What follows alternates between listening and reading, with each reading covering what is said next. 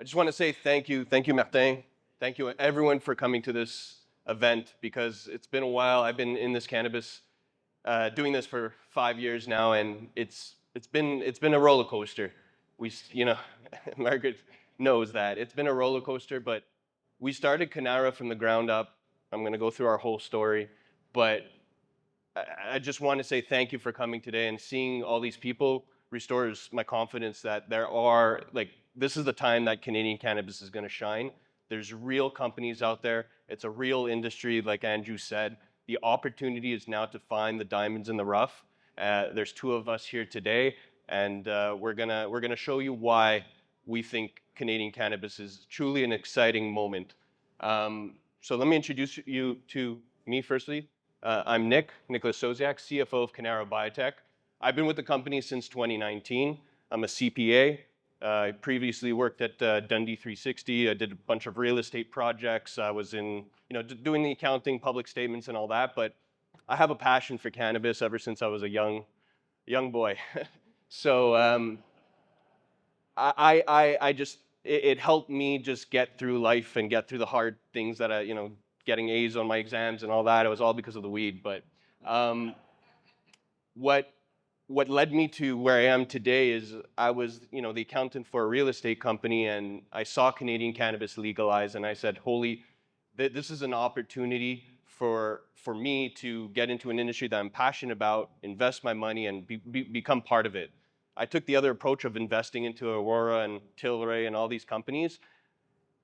Unfortunately, lost a lot of money, but what that happened was it created a vengeance for me to come into a company and join a company to bring what I feel Canadian cannabis should be run.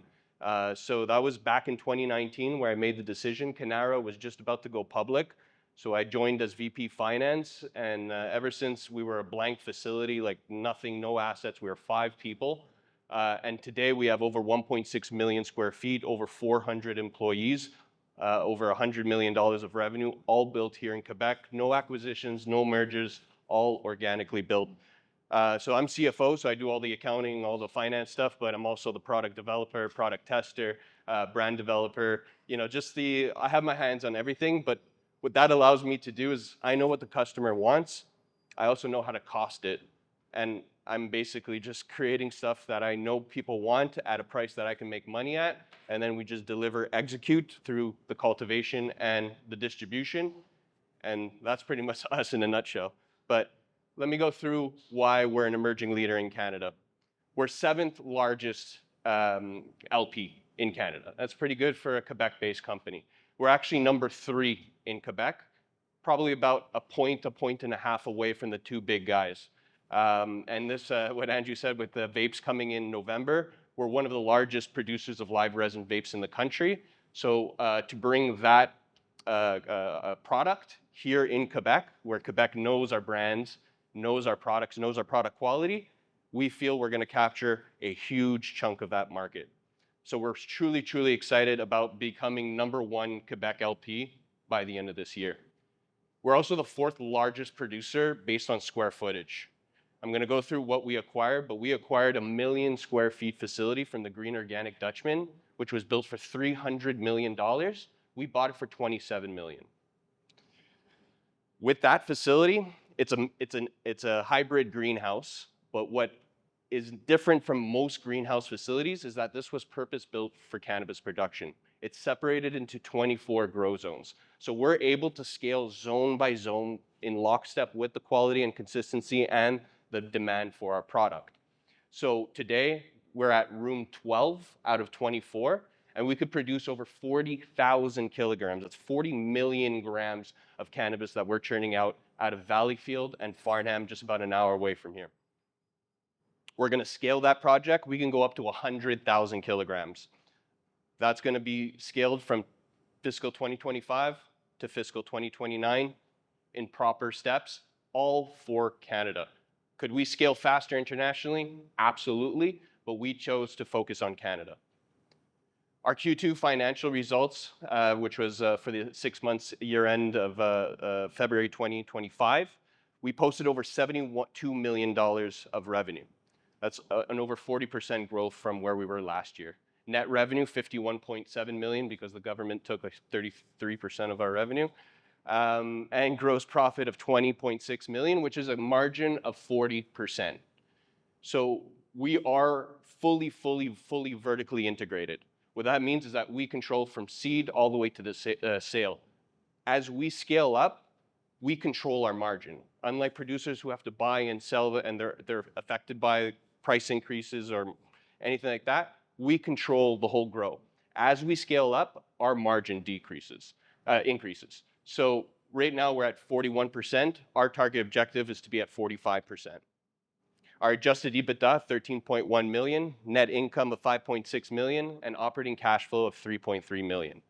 So we are making money, we're profitable, and we have all the assets to scale this, and we're just doing it properly. We're not putting the cart before the horse, we're scaling with the demand in each province. And what Andrew said is really important. Every province you have to treat as your best customer, right? If they ask for a product and you can't deliver, you are at risk to losing that product, which then loses revenue. And that can happen all in a quarter. So if you stop focusing in Canada, in your main market, you're gonna have an effect. So that's why Cannara has chosen to strictly focus on the Canadian market, even though I'm getting calls every day to ship international weed across the country for double the pricing and 70-80% margins. We are choosing not to, because we are building a brand here in Canada to be number one. Today, we're 3.9% national market share. That's composed of our Quebec market share of 12.8%. Ontario is our second biggest market, 2.9%. Alberta, 2.7%. And BC, 1.5%. Just to show you that we've already achieved over 10% in a market. And why in Quebec? Because we're built in Quebec. But what's special about Quebec is that there's a lot less competition. Right? There's only 100 stores, for 80,000 people. Also really important, no marketing allowed. So companies can't come in and spend millions and millions of dollars to outsell your product. They can't buy the distribution channel. So if your product has quality, it has a really good value proposition, you are going to be a top producer, a top brand. And this is why Cannara and our three brands are number one in Quebec, or number three, eventually become number one, is because we focus on that value proposition, consistency, quality, and the price. Sorry. So I mean, right now in Quebec, we're number one in infused pre-roll. We actually own 70%, over 70% of the infused market here in Quebec because of that quality and the price point. And customers are well aware of our brands. We're also Canada's number one premium live resin, Canada's number one hash rosin, Canada's number one CBD flower, and Canada's number one mass premium 3.5 flower.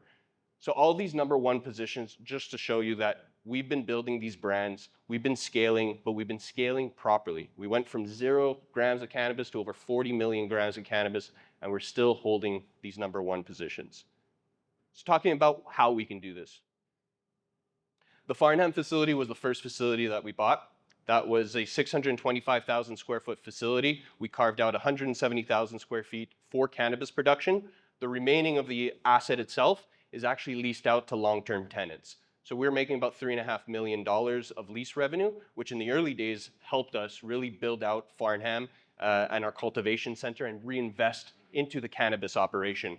Today, this facility has 11 indoor grow rooms, about 22,000 square feet of canopy, but is really dedicated to our post-harvesting, so all the trimming. We trim that 40 million grams of cannabis, we trim it by hand because we've tried different techniques and we found that machine trimming actually reduces the quality of your cannabis and will affect you in the long run. So we rather scale with quality. So post-harvest trimming, packaging, is all done at Farnham. We have a solventless hash lab. We have a pre-roll manufacturing where we do over 2.5 million pre-rolls a month. And most importantly is our R&D facility. We use that facility for pheno hunting. So in cannabis, it's really unique. We're an agricultural product, but I can't think of another producer in agriculture that has to change their genetic or their product every 3 to 6 months to cater to the customer. We're really unique here in cannabis that we're have to work with this agricultural product that takes 3 to 6 months to produce, and then has a shelf life about 3 to 6 months. So you really have a short time period to sell that product.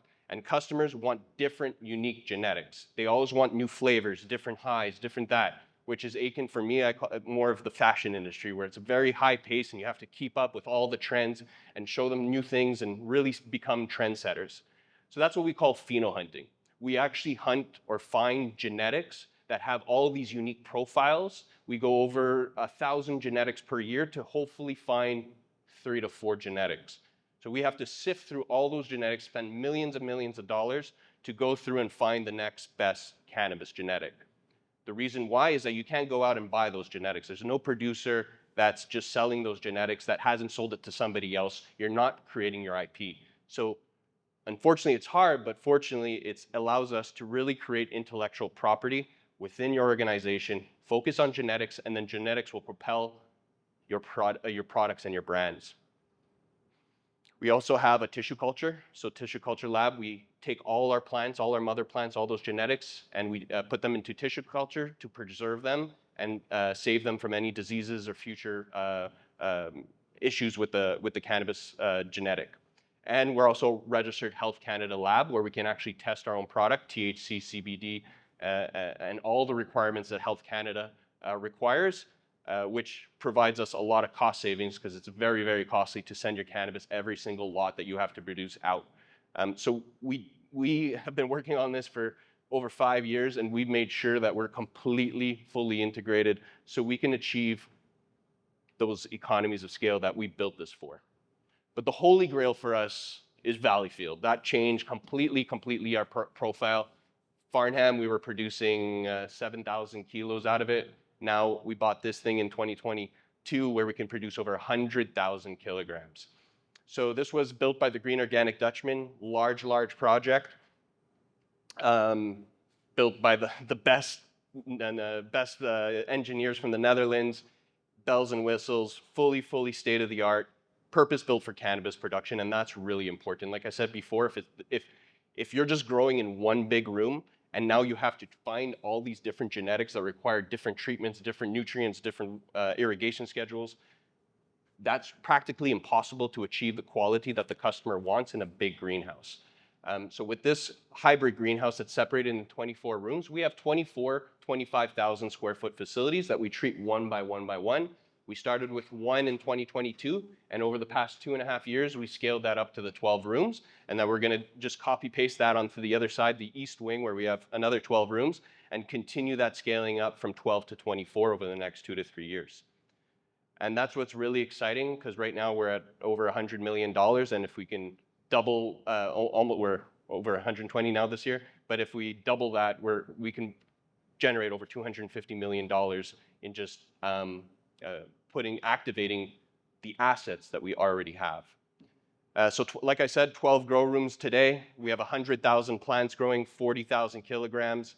For 2026, right now we've utilized our Farnham facility for processing and trimming and post-harvesting activities. As we scale up into our Valleyfield facility, we actually have to utilize our processing center, which is not yet built. The structure's built, it's 200,000 square feet. It's a $7 million investment for us over next year that we're gonna spend, and that's gonna allow us to process the whole other 60,000 kilograms that we have to produce. So we're gonna get that ready for 2026 and then start with 3 rooms going into 2027 and then scale up from 3 to 12.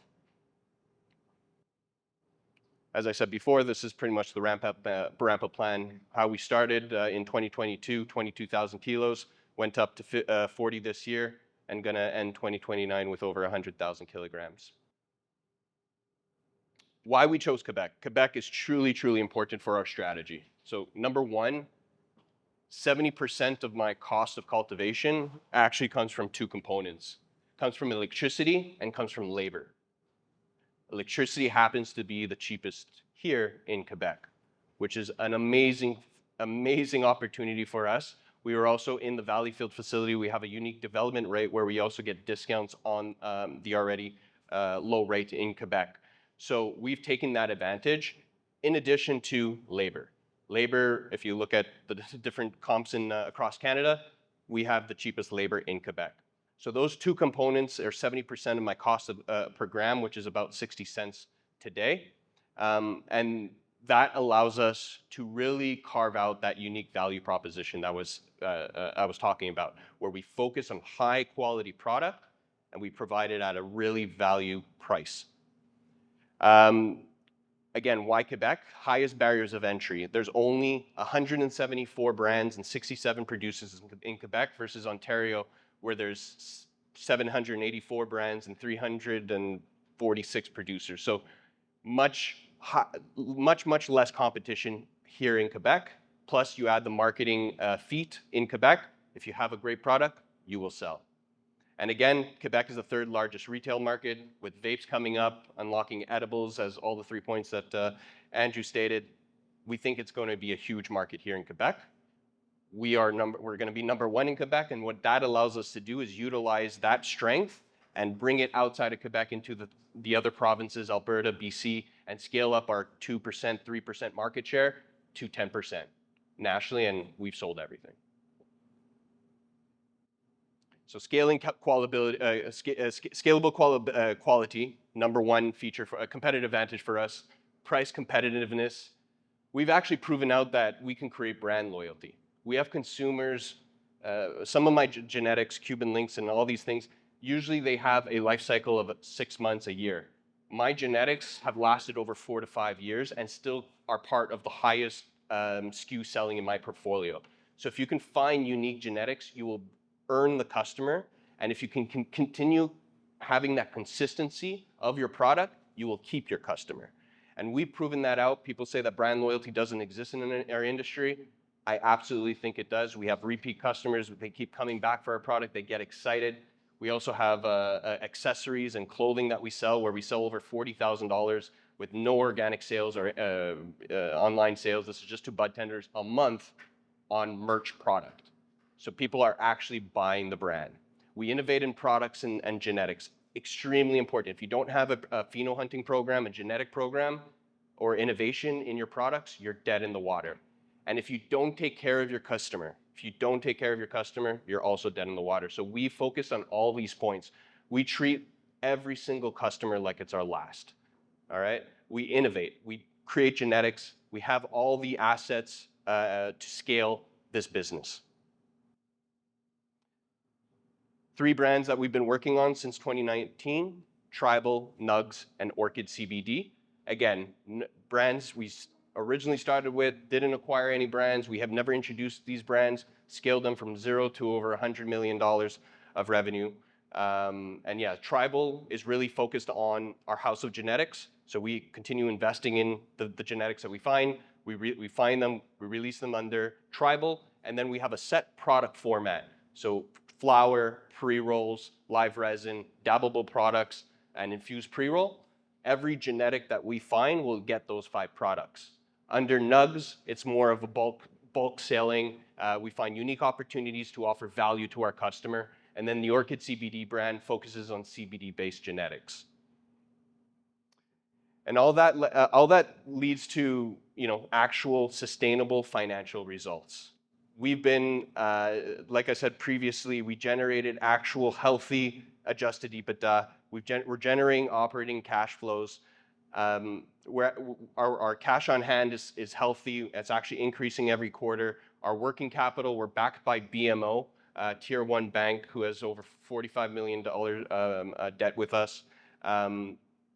We're also over 50% inside held.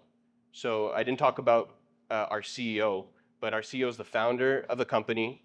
And early on, what he recognized was you can't hire cannabis consultants. You can't hire help. You need to create this yourself. If you're going to be successful in cannabis, you're going to have to do this yourself, because no one's ever scaled a company like this. So what he did was actually become hands-on in the company to this very day.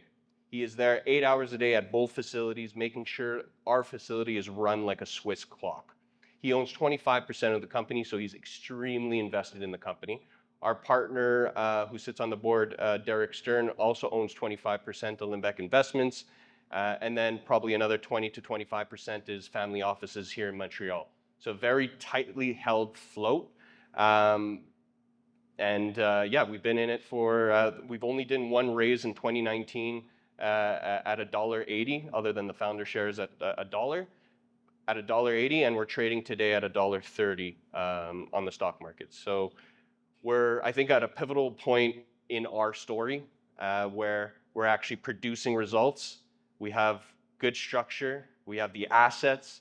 I just want to show you this, where it's been 6 months, 6 quarters, increasing revenue, increasing gross margins, adjusted EBITDA increasing. We're printing net income across those quarters. Operating cash flow. I'll just point out the two anomalies here would be our net income in Q2 of 2024, where we did have a little dip on that, and that's because we're learning at the same time. You can imagine finding all these genetics, scaling from 20,000 kilos to 40,000 kilos, churning and learning all these different techniques, because again, you can't call anyone to really help you and understand your business. So during that period, we were testing different genetics, and they actually reduced our yield to the company. And if you reduce the number of flowers that a plant produces, well, guess what? Your cost of goods sold takes a hit, and everything takes a hit. But if you're able to flip that and actually increase the number of flowers that you can produce in the same space, you're actually reducing your cost of grams, increasing your cost of, your gross margin. So in that case, back in Q2, we went through a little period of testing and finding out different genetics, but we overcame that period of time, and then ever since we've been printing positive results. Our operating cash flow is in this quarter. Why it's decreased and is negative is the only reason is because I shouldn't have, but I prepaid the government our excise tax for the period, and as well as we invested in Chinese packaging from overseas for the next 9 months. So we really stockpiled and front loaded that cash. So it's really just a timing issue, and you're going to see that flip in the next quarter. And really, that's what I have for you today. I think we're one of the only profitable Canadian company, Canadian stories here, just 100% focused on Canada. We have plan B and C if international or B2B opportunities happen as we scale up, but our main focus is Canada. Second most important thing is our IP. I can guarantee you there's not one CEO or CFO in the Canadian cannabis industry right now that's been in the hands-on experience on a day-to-day basis of what we're building here at Cannara. It's the IP that we've learned to scale this business from the 5,000 to the 40. It's so much moving parts, but we are now the people that you can pretty much call to get help out. So we have 1.6 million square feet of our assets, 100% owned by us. We're operating on strong margins. We're achieving positive EBITDA, cash flow. We have state-of-the-art facilities, and our brands have proven out brand loyalty. So all that's left to do is execution for us. Thank you for listening to me today, and I'd be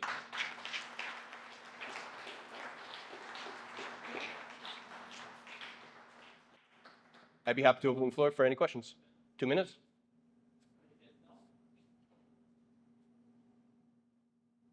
Yes, sir. You obviously mentioned quite a few points about your superior quality of your product, but regarding the post-harvest trimming, how sustainable is that? To hand trim everything. It's with our process, it's definitely scalable. It's labor intensive, but it's at the end of the day, it costs us 20 cents a gram to trim, and where we can make those margins with it, so we can scale. It just requires more heads, and we're also trying to innovate how to create a machine that can mimic the process of what we're doing on a manual basis. Yes, sir. How large do you think the vape market and what portion of that would you guys Hope to own? So it's a great question. I saw that Andrew said 20 to 30%, which is typical what the rest of Canada or the US market shows for vape sales. One unique thing about Quebec is that the vape that we're able to produce has to be less than 30% THC, which pretty much like represents 2% of the sales outside of Quebec in vapes, right? People want high THC vapes, but you can only buy this 30% THC vape in Quebec. So I'll be more conservative and say maybe 10 to 15% of SQDC sales will become will increase because of this vape project, and I think I can, at the very minimum, 10% to 20%, if not have another product like our infused pre-rolls where we're dominating at 70%. But I think we can definitely at the very least have 10% of that market for sure.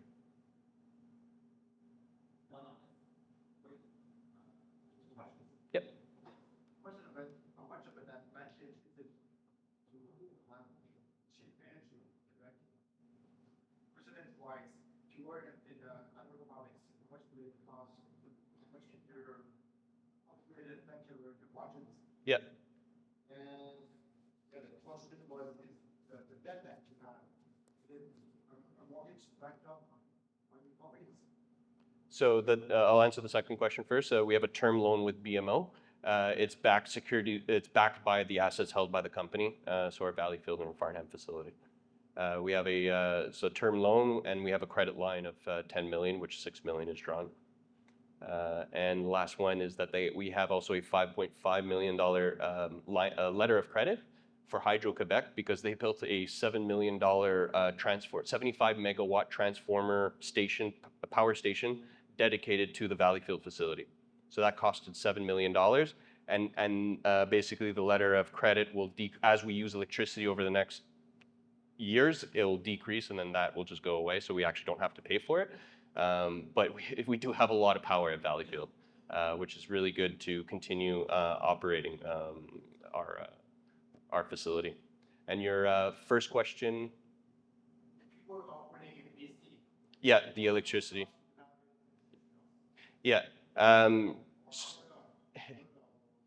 Yeah, so we are the cheapest. I haven't done the study to look other than what the rates are on a general basis, but usually BC to Ontario is double to even triple of the price that we're paying at the 5 to 6 cents that we have here in Quebec. So every outside of Quebec, there's different ways to buy electricity, and I don't know the exact comparison, but we are definitely a significant advantage for us. The energy costs for the how much is your Electricity? Yes. About 20% of my cost. Yeah. Yeah. Of the cost of growing cannabis. So 50% is labor, 20% is electricity, and then the rest is overhead. Thank you very much.